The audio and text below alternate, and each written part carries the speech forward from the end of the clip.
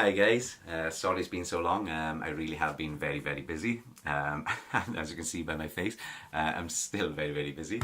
But today I've actually managed to find just a little bit of time to share something with you. So, and it uses my first love in magic, a deck of cards. So, why don't we go ahead and try something kind of strange? And this is going to prove that I really do spend far too much time with the deck of cards in my hands, by the way. I'm not currently worried about the identity of a card at the moment, just on a number of cards. So if I was to cut some cards here, that's 19 cards right there, by the way. Which really does prove I spent far too much time with the deck of cards in my hands. But that means nothing, of course, unless there really is 19 cards there. That's 1, 2, 3, 4, 5, 6, 7, 8, 9, 10, 11, 12, 13, 14, 15, 16, 17, 18, 19 cards. So as you can see, these things really are possible when you spend a ridiculous amount of time with cards in your hands. But this time I'm actually going to go for a selection. So I'll just cut the cards here, it doesn't matter where. I have no idea what that card is, I'm not going to look myself. So please take a look at that card, remember that card. I'm going to actually cut him into the pile just like this, so he really has lost somewhere in there. Not only that, I'm actually going to take him, I'm going to bury him into underneath a pile there, so he really has lost somewhere in that pack.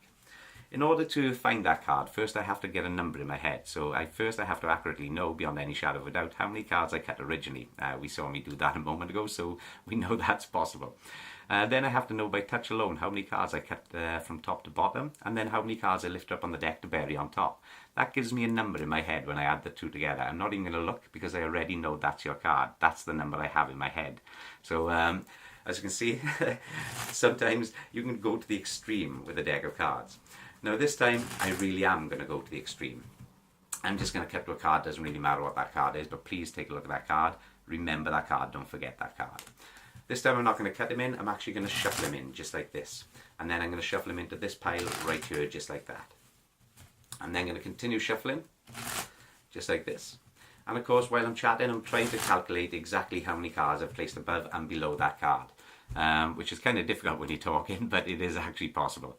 So in order to find that card, of course, again, I'd have to accurately know how many cards I cut, how many cards I cut in, how many cards I shuffled above, and how many cards I shuffled below. So I'd have to know accurately whether the card's in the upper half or the lower half of this deck. Now, I have a number in my head of how many cards I shuffled above and how many cards I shuffled below. So I'm going to cut that exact number right there. And I think this, guys, really does prove that I spend far, far too much time with a deck of cards in my hands. So guys, thanks so much for watching, and I'll be seeing you all again. Bye bye now. Have a great day everyone. Bye bye.